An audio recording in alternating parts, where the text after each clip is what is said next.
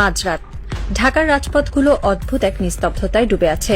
ল্যাম্পপোস্টের হলুদ আলোয় মাঝে মাঝে দু একটি পুলিশের টহল গাড়ি সাইরেন বাজিয়ে ছুটে যায়, কিন্তু সেই শব্দ যেন কোনো গভীর ষড়যন্ত্রের ফিসফিসানিতে ঢাকতে পারে না। এই শহরের কোনো এক অভিজাত এলাকায় শীতাতপ নিয়ন্ত্রিত কাচের দেয়ালের ওপাশে বসে কিছু মানুষ ছক কষছে। তারা কেউ ক্যামেরার সামনে আসে না, কেউ তাদের চেনে না, কিন্তু তাদের হাতের ইশারায় একটি রাষ্ট্রের ভাগ্য নির্ধারিত হয়। তারা হলো সেই ডিপ স্টেট, অদৃশ্য রাষ্ট্রযন্ত্র। আর এই যন্ত্রের রিমোট কন্ট্রোল যাদের হাতে, তারা সীমানার ওপারে বসে মুচকি হাসে। রাজনীতি কোনো সরল রেখায় চলে না। এটি এমন এক দাবা খেলা যেখানে বীরেরা কখনো জানতে পারে না যে তারা কেবলই বলি হওয়ার জন্য জন্ম নিয়েছে। বাংলাদেশের রাজনীতির ক্ষেত্রে এই দাবার বোর্ডটি নিয়ন্ত্রিত হয়ে আসছে বহু দশক ধরে, বিশেষ করে সেই 1971 সালের পর থেকে। তবে এর চূড়ান্ত রূপরেখা বাস্তবায়িত হতে শুরু করে এরশাদ আমল থেকে।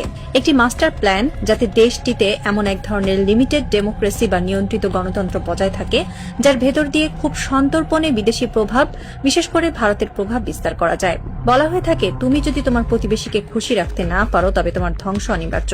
এই একটি মন্ত্র বাংলাদেশের রাজনীতিতে গেঁথে দেওয়া হয়েছে অত্যন্ত সুনিপুণভাবে। তুমি ভারত বিরোধী, তাহলে তোমার রাজনৈতিক ক্যারিয়ারের সমাপ্তি এখানে। আর এই প্রভাব বিস্তারের মাধ্যমগুলো শুধু রাজনৈতিক চাপে সীমাবদ্ধ থাকেনি।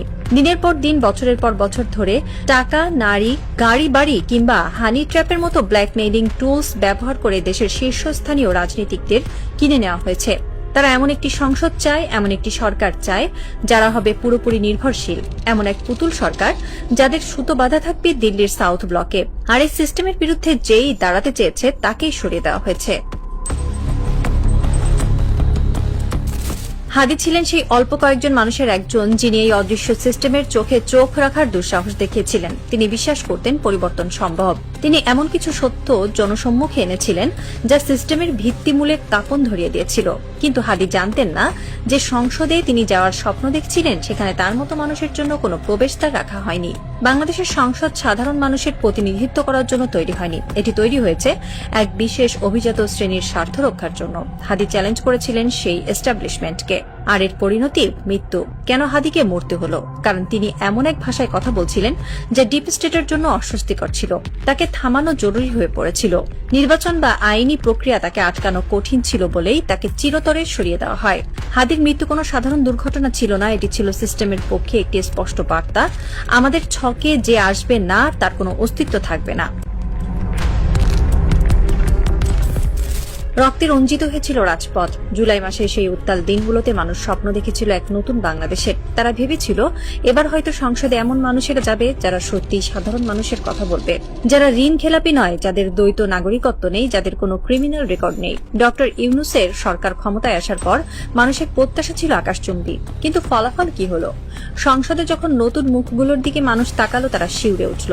ঘুরে ফিরে সেই একই মুখ। 85 জন এমন এমপি যারা আগেই সংসদে ছিলেন, সেই পুরনো ঋণ খেলাপি, সেই পুরনো দুর্নীতিবাজরাই এবার নতুন পোশাকে হাজির। কেন এমন হলো? এত রক্তের, এত ত্যাগের পর কেন একই ফলাফল? এর উত্তর লুকিয়ে আছে আমাদের সিলেকশন সিস্টেমে। সংসদ সদস্য নির্বাচনের যে পদ্ধতি, তা এমনভাবে ডিজাইন করা হয়েছে যেন কোনো সাধারণ বা সৎ মানুষের ভিতরে ঢুকতেই না পারে। এই সিস্টেম পরিবর্তন করতে দেওয়া হয়নি, কারণ সিস্টেম পরিবর্তন করলে হাদির মতো সৎ এবং আপোষহীন মানুষরা সংসদে ঢুকে পড়ত, আর তা ডিপ স্টেটের জন্য সবচেয়ে বড় বিপদ হতো। হাসনাতের গল্পটা আর একটু ভিন্ন, কিন্তু সমানভাবে করুণ। কিছুদিন আগেও সে ছিল জাতীয় এক আন্দোলনের রূপকার, একজন ন্যাশনাল লিডার। তার প্রতিটি কথায় রাজপথ কেঁপে উঠত। সাধারণ মানুষ তার দিকে তাকিয়ে থাকত নতুন নির্দেশের জন্য। কিন্তু সিস্টেম জানে কিভাবে একজন বিদ্রোহীকে বশ করতে হয়। হাসনাতকে মেরে ফেলার প্রয়োজন হয়নি, তাকে সিস্টেমের ভেতরে টেনে নেওয়া হয়েছে। আজ হাসনাত 300 জন এমপির একজন। সংসদে সে কথা বলার সময় মাত্র 5 মিনিট পায়, আর সেই 5 মিনিটের ভেতরে তাকে 14 বার পয়েন্ট অফ অর্ডারে বাধা দেওয়া হয়। তাকে শেখানো হয় সংসদীয় আদব কায়দা, মাননীয় স্পিকার বলে কিভাবে মাথা নিচু করতে হয়। যে হাসনাত পুরো দেশের কথা ভাবত, তাকে এখন কুমিল্লায় তার নির্বাচনী এলাকার ছোটখাটো উন্নয়নমূলক কাজে ব্যস্ত রাখা হয়েছে। তাকে প্রচুর ফান্ড দেওয়া হয়েছে যেন সে এই রাস্তাঘাট আর টেন্ডারের হিসাব মেলাতেই ব্যস্ত থাকে। তাকে লোকাল পলিটিক্সে এমনভাবে বেঁধে ফেলা হয়েছে যেন জাতীয় ইস্যু নিয়ে ভাবার কোনো ফুসরতি সে না পায়।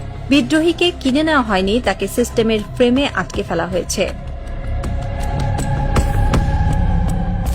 অনেকেই বলেন আমাদের নির্বাচন কমিশন ঠিক নেই, কিন্তু আসলে কি শুধু নির্বাচন কমিশনের দোষ?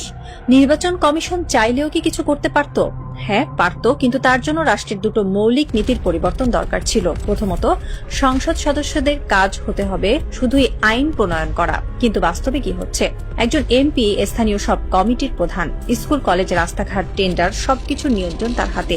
এমনকি এখন এমন নিয়মও করা হয়েছে যে উপজেলা চেয়ারম্যানের অফিসের পাশেই এমপির অফিস থাকবে। এর মানে কি? এর মানে হলো ক্ষমতার সরাসরি দ্বন্দ্ব বা লক অফ। একজন এমপি যখন উপজেলা চেয়ারম্যানের পাশে এসে বসবেন তখন তার অফিসের জৌলুস অবশ্যই বেশি হবে। চেয়ারম্যান তখন স্বাধীনভাবে কাজ করতে পারবেন না, হয় তাকে এমপির সাথে রেষারেষি করতে হবে, নয়তো এমপির বশ্যতার স্বীকার করতে হবে।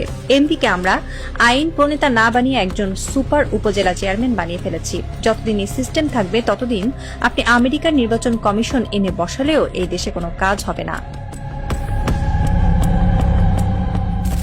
দ্বিতীয় যে জিনিসটি আমাদের ধ্বংস করছে তা হলো নির্বাচনের বাণিজ্যিকীকরণ। আমাদের দেশে নির্বাচন কোনো গণতান্ত্রিক প্রক্রিয়া নয়, এটি একটি হাই প্রোফাইল ইনভেস্টমেন্ট প্রজেক্ট। একজন প্রার্থী নির্বাচনে দাঁড়ান আর তার পেছনে কিছু অদৃশ্য স্পন্সর টাকা ঢালে। তারা কি বিনামূল্যে এই টাকা দেয়? না, এর পেছনে থাকে একটি সুনির্দিষ্ট উদ্দেশ্য, একটি লাভজনক রিটার্নের আশা। যতদিন পর্যন্ত নির্বাচন একটি অলাভজনক প্রক্রিয়ায় পরিণত না হবে ততদিন এই দুর্নীতি চলতেই থাকবে। কিভাবে এটি বন্ধ করা যেত? খুব সহজে। নির্বাচন কমিশন বলতে পারত কোনো প্রার্থী নিজের পোস্টার ছাপাতে পারবে না, প্রচারণা চালাতে পারবে না। নির্বাচন কমিশন ৩টি নির্দিষ্ট জায়গায় ৩ জন প্রার্থীর পোস্টার পাশাপাশি লাগিয়ে দেবে। কোনো প্রার্থীর মার্কা থাকবে না, শুধু ছবি, নাম আর যোগ্যতা লেখা থাকবে। মানুষ প্রার্থীর চেহারা এবং যোগ্যতা দেখে ভোট দেবে। ৩ জন প্রার্থীকে একটি মঞ্চে বসিয়ে সরাসরি বিতর্কের আয়োজন করা যেত, যা টিভিতে লাইভ সম্প্রচারিত হতো। জনগণ দেখত কে কতটা যোগ্য। কিন্তু আমাদের নির্বাচন কমিশন কি সেটা করেছে? করেনি। কারণ এটা করলে এই বিশাল লাভজনক এন্টারপ্রাইজ, এই যে টাকার খেলা, সব বন্ধ হয়ে যেত। সবশেষে ফিরে আসি সেই অদৃশ্য শক্তির কাছে। এই যে সিস্টেম, এই যে বন্দোবস্ত, এগুলো কারা টিকিয়ে রাখছে? যখনই কেউ এই সিস্টেমের বিরুদ্ধে যায়, যখনই কেউ হাদি টাইপ হয়ে যায়, তাকে সরিয়ে দেওয়া হয়। যখন কোনো হাসনাত বিদ্রোহী হয়, তাকে সংসদে বসিয়ে লোকাল ফান্ডের জালে আটকে দেওয়া হয়। ভারত বা আন্তর্জাতিক ভূ রাজনীতির সাথে আমাদের লোকাল পলিটিক্সের এক অদ্ভুত নিখুঁত ব্লেন্ডিং তৈরি হয়েছে। তারা জানে সরকার যেই আসুক না কেন, সিস্টেম তাদের হাতেই থাকবে। কারণ সরকার বদলায়, কিন্তু অ্যালাইনমেন্ট বদলায় না। রাতের ঢাকা শহর এখনো নিশ্চুপ। সেই শীতাতপ নিয়ন্ত্রিত ঘরের ভেতরে সিগার আর দামি মদের ধোঁয়ার ভেতর দিয়ে আরেকটি মাস্টার প্ল্যান রচিত হচ্ছে। আগামী নির্বাচনের ব্লুপ্রিন্ট, আগামী 5 বছরের জন্য নতুন কোনো হাসনাতের পতন কিংবা নতুন কোনো হাদির মৃত্যুর পরোয়ানা। বাইরে সাধারণ মানুষ ঘুমিয়ে আছে। তারা সকালে উঠে পত্রিকার পাতা খুলবে, টিভির খবরে দেখবে নতুন কোনো মন্ত্রীর শপথ গ্রহণ। তারা ভাববে দেশ বদলে যাচ্ছে, নতুন সূর্য উঠছে। কিন্তু তারা জানে না এই সূর্যের আলো আসল নয়। এটি একটি মেকি আলো, যা শুধুমাত্র সেই অদৃশ্য প্রভুদের ইশারাতেই জ্বলে আর নেভে। রাষ্ট্রের রন্ধ্রে রন্ধ্রে ঢুকে থাকা ডিপ স্টেট জানে বিপ্লব আসে, বিপ্লব যায়, কিন্তু ক্ষমতার আসল চাবিকাঠি কখনোই হাত বদল হয় না। হয়তো কোনো এক বৃষ্টিস্নাত রাতে নতুন কোনো হাদি আবার জন্ম নেবে এই শহরে। হয়তো সে আবারও চ্যালেঞ্জ করবে এই সিস্টেমকে। কিন্তু তার পরিণতি কি হবে? আরো একটি লাশ, নাকি এবার সে সিস্টেমকে ভাঙতে পারবে? সেই উত্তরের অপেক্ষায় প্রহর গুনছে একটি রাষ্ট্র। তবে ছায়াদের খেলায় শেষ চালটা সবসময় অন্ধকারেরই হয়, কারণ তারা কেবল সরকার বদলায় না, তারা দেশ চালায়। আর এই রাজনৈতিক থ্রিলারের ক্লাইম্যাক্সে সাধারণ মানুষ কেবলই এক বোকা দর্শক, যারা পর্দার পেছনের আসল ভিলেনকে কখনোই দেখতে পায় না।